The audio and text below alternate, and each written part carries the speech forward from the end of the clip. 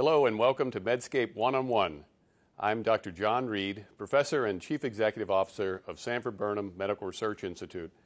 I'm joined here today by Dr. Eric Topol, Director of the Scripps Translational Science Institute and the co-founder and Vice Chairman of the West Wireless Health Institute. Welcome, Dr. Topol. Great to be with you, John.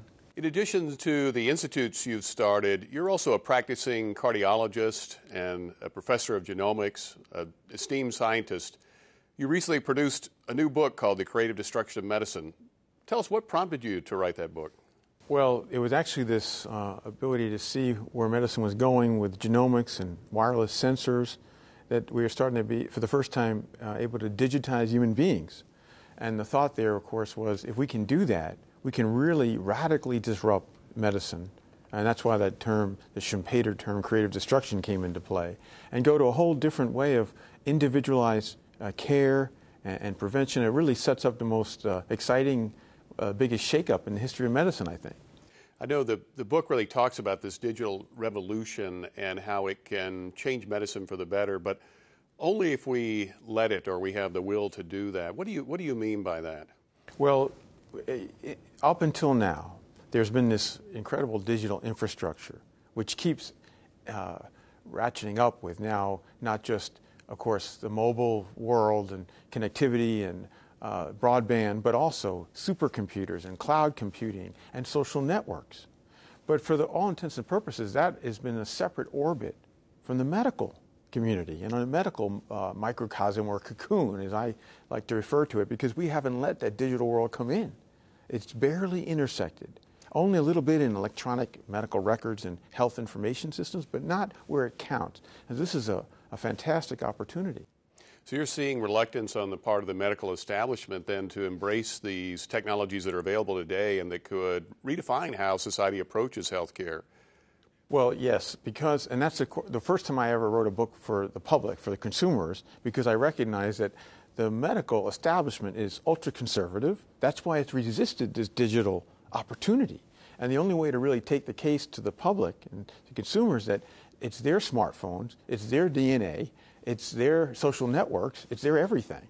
And if they are educated about the opportunity here, they could help drive this. We've already learned in the past that when patients go to ask their doctor about a prescription drug, it has a very striking effect. Well, how about now if they can go with their data and say, help me, partner with me, tell their doctor, that could set off a whole different way of practicing medicine in the future.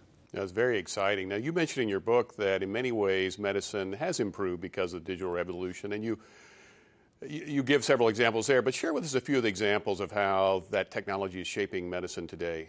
Well, it's just beginning in some respects. That is, we have these ways to get blood pressure. If you still have to press a button on your phone, but you can get all your blood pressures graphed, digitized, archived in your phone and send it to either your doctor or your Facebook friends, whatever you want to do. We've never had that before. That's available now. We can get glucose every 5 minutes around the clock, and so we can do this remote monitoring.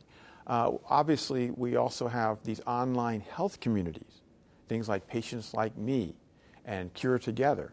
And the issue there is now that patients are turning to their online networks for virtual peers to get guidance about like medical conditions. And many of them trust these virtual peers they've never met more than their doctors. So these are things that no one would have predicted. Of course, the social network movement in itself has far exceeded anyone's wildest expectations. But it's really starting to get into the medical sphere now and having an impact, which was unforeseen and not even recognized by most physicians today. It's really amazing what's happened. And I know you talk about the internet being a vehicle that has allowed patients today to be more informed than ever, but also potentially more misinformed than ever. Can you talk a little bit about the good and the bad side of that? Right. Well, the good side is that there is this internet and it can disseminate information. But unfortunately, we still can't control the quality. And that's been a problem from the beginning. It gets better over time, but just for example, there was this thing called the YouTube Cure, and it was about a multiple sclerosis treatment. And here it was putting stents in the veins in the neck, the blood coming back from the brain, of course. And the issue there was, if you put these stents in, you could cure multiple sclerosis. It doesn't make a lot of sense. But what happened, it started in Italy. And because of the internet and YouTube, which is, a big world these days, it caught on like wildfire, not just across Europe and the U.S., but especially in Canada. And then, of course, the whole thing was not, as you might predict. It didn't have any positive effect. But that's the danger of the internet. But there's a plus side that's coming now. So instead of the internet where you'd look up about a population of people, now you can look up with your own data. So you have a sensor, or let's say you're looking at your genomic data for your drug interaction with a specific genotype. It's your data now. That's a whole different world. You're not looking at something else. And so now we're talking about a new, extraordinary, really a tectonic shift from the population medicine to the individual medicine. And that, I think, is really the plus side of all this. You mentioned this idea that it's the patient's data. Do you think patients are going to be willing to share their data? We give a lot of attention in this country to privacy around healthcare issues, and that can actually, it's important to protect the patient, but it also can slow down progress in the sense of being able to share data and learn from that. Where do you see most patients on that issue? Well, it's really been surprising, and I go back to that online health communities like the Patients Like Me and Cure Together. There's absolutely no unwillingness to share everything. And these are people that they've never met, and they're putting in all their data on their medications and their lab tests and their scans and whatnot. So when people are affected with a significant condition and are looking for better treatments and also what's new out there that might be useful, there doesn't appear to be any reluctance. The other thing is young people. Young people grew up in this as digital natives, whereby they have no reluctance to sharing everything. Everything is transparent, and if maybe foreign to us digital immigrants. But the young folks, they're not as concerned about privacy of health matters as people of more advanced age, because that is a big concern. Having all this data, digitizing human beings sets up, like digitizing anything, a privacy issue of hacking and breach and leak and all that. And so that's why we need to maximize the benefit, because that risk is never going to be completely made to zero. There's no guarantee here. So I think that's an important principle. Well, I think we all believe it's going to be important to get that balance right if we're going to move this era of personalized digital medicine forward. Let me change subjects here just a little bit and say, in your book you talk about the innovations that are possible, but you also worry that this country isn't doing enough to foster innovation, and you discuss how government's done much to further access to health care, but not enough to foster achievements in health care that translate into improved outcomes. What do you think government should be doing to encourage more innovation in medicine today? With respect to the innovation, this is what I worry about, is that we are not in a conducive environment to advance innovation. So, for example, we have such a risk-averse regulatory environment that in order for a new drug to be approved, it has to be tested in so many large numbers of patients that it takes years before that drug ever sees the light of day in the real world. The problem with that is the clinical trials are artificial. These are not representing the real world of patients. So what I would like to see is unleash this process. Now with electronic surveillance, we could get a drug out there much earlier if we know that it has efficacy. And the safety side could be monitored with every single patient who gets that new drug. And the drug would not be formally approved. It would be provisionally approved until we got to that point. That's just one example. We just don't have the support of this hyper-innovative opportunity that lies before us. And if we could ratchet that up and really foster innovation, this whole digital revolution in healthcare could come about more quickly. And that's why I'm appealing now to the consumers rather than the medical community, because if they get activated, we've already seen the likes of Arab Spring and Occupy Wall Street. The power of the people with social networking is profound now. They can help, and that, I think, will foster, I believe, a more chance that we can accelerate innovations.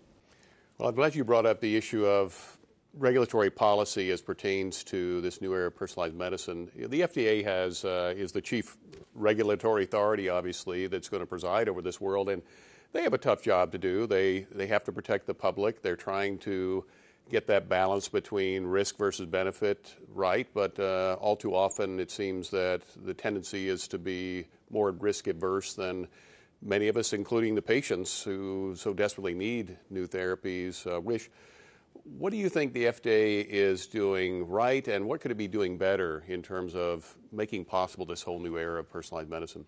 Well, we have seen in recent months the FDA has actually approved more drugs than in a long time.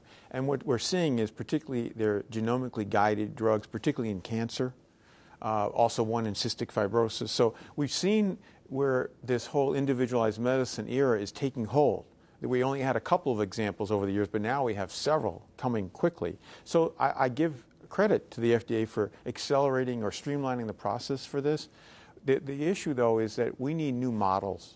So, for example, instead of the sacrosanct, randomized controlled trial of thousands of patients that has to extend over years, why not do small trials? Because we get so much more data.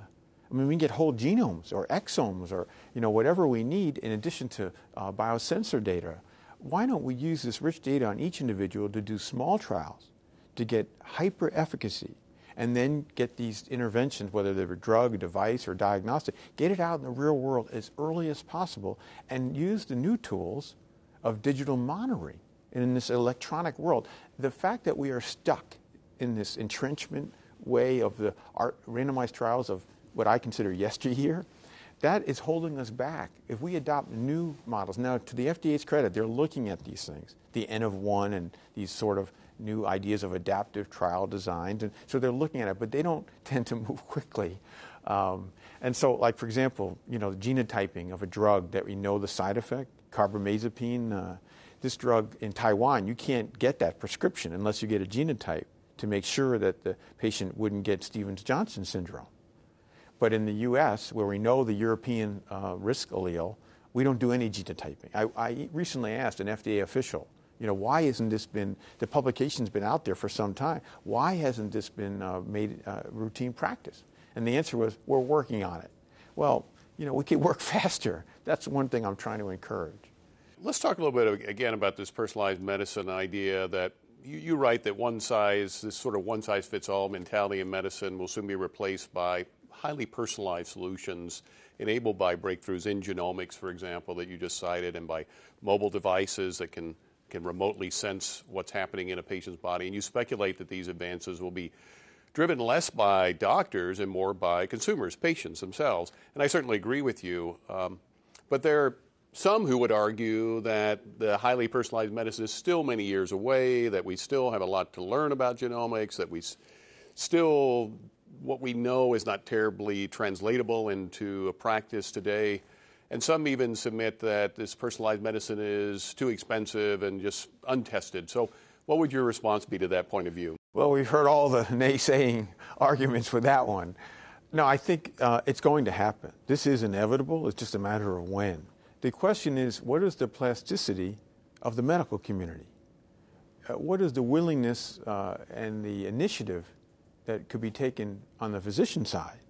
Or is this going to have to all be driven from the consumer side? Because it has to happen because we are in a situation that's untenable and unsustainable in healthcare today. We can move to a whole new plateau where we have so much more data on each individual we didn't have before. And so whether it's high blood pressure or trying to prevent the progression from prediabetes to diabetes and so many other chronic conditions, we have new tools. And there should be a new day in medicine if we are willing to accept that and, in fact, try to catalyze this opportunity.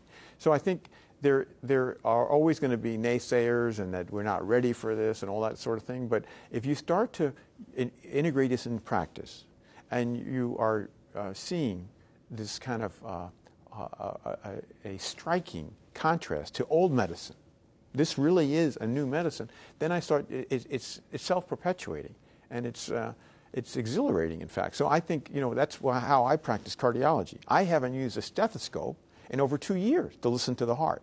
I use a portable, high-resolution ultrasound. And I'm thinking, why would you use a stethoscope? I used to teach, all the residents and medical students, the bedside exam and the stethoscope. I was into that. I wouldn't use a stethoscope again. Except maybe in a rare situation that I was puzzled by the ultrasound. But the ultrasound tells me everything in a minute or two. So that's just one example, and that's in our field of cardiology. But for every area, there are these sorts of new tools. But they're not being used, but they could be. It seems these new tools also would have the opportunity for us to change the emphasis on healthcare to one of managing crises, to really one more around wellness and prevention, because these tools could give the patient, the consumer, real-time feedback about how lifestyle changes or medication changes are impacting their health, and I think help to provide positive reinforcement. Could you talk a little bit about that? Yeah, I always try these things on myself first before I unleash them to the patients. I don't want to... Doctor, heal thyself. Yeah, I know. So I've tried these, and I say, like, for example, the glucose thing, where every minute it's right on your phone. Wear a sensor. I did that for a couple of weeks. I said, oh my gosh, this is incredible. What a drastic change of lifestyle. And I learned exactly which foods, would bump up my glucose, off the charts. And I'm saying, oh my gosh, I never would have known that. The point is about this feedback loop that you're referring to, John. We never had this data before. And now, all of a sudden, it's on your phone. And all your vital signs will be on your phone. And you name the metric, anything from quantifying mood to brain waves, it's all going to be basically on your phone. So this sets up something that is, for the consumer, a new day, that they're actually getting their data. And that's where I believe this new model, going back to your prior question, of a partnership, because you've got the individual with their data looking at it, and they're fascinated by it because they never had it before. That has to be, of course, processed in a way so that doctors are not getting flooded with data from hundreds of patients like this. But if it's properly handled, it provides a whole new way of partnering between the patient with lots of information about himself or herself, and then the guiding physician. This is not what we have right now. We've kept all the data away from the patients. There's been recent articles about should patients have access to their laboratory tests in JAMA. I'm saying, how can you ask that question now? We're in 2012. And things like, should patients have access to their genomic data? Well, those questions are history. They're going to have access, and now we have to deal with that and make that actualize the chance for better treatment and prevention. Let's talk a minute about education. For consumers to be educated users of these kind of tools, what do you think has to change there? I'm often amazed at how people seem to know more about how their car works than their body. And maybe that says something about the way we teach biology and health in our high schools and these sort of things. But what are your views there about what we need to be doing as a society really to prepare our people to be participants and partners in a new era of healthcare? Well, you're absolutely right about the car with all the sensors telling you about tire pressure and your engine, every aspect. We don't have that for our bodies yet. What's wrong with this picture? But we need, the big gap here is education.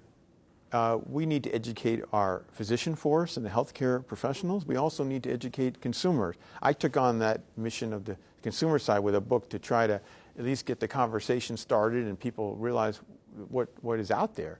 But I would love to see a curriculum built for the medical community to get them up to speed in genomics and wireless sensors and advanced imaging.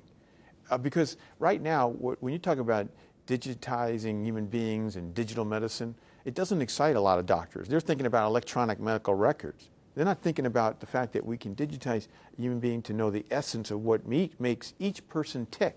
And when you do that, that's a life changer. It's a big event. And so when we start to educate that, our colleagues, I think that could be something that will be transformative. So I'm eager to see that happen. Let's think ahead about 10 years from now. What's really exciting to you? What do you see coming? What are we going to be doing a decade from now in medicine that is going to be transformative and that gets you fired up when you think about what the future looks like for us? Well, I think that what we're seeing right now is just a beginning. Obviously, we got to integrate these things that we haven't done yet. If you may have somebody's whole genome sequence, but you won't have their biosensor data or their imaging. So you got to pull that together with all their. So eventually, this will get integrated. But the next phase goes back to the cars, which is embedded sensors, where you put a nano sensor, the size of smaller than a grain of sand, in the bloodstream, and then it's basically turning into like your car, whereby it's sensing whether you have the first cancer cell show up long before any scan could possibly diagnose that, or if you're potentially genomically at risk for type 1 diabetes, that it would show that the islet cells are getting attacked, and you've got 5 years to work with. You should be able to prevent diabetes or heart attack. The work that we've been doing at Scripps, where in fact we can tell those cells that are coming off the artery that's going to then undergo a plaque rupture days or weeks later, and to prevent heart attacks. So the thing that's most exciting to me is this, the opportunity for prevention.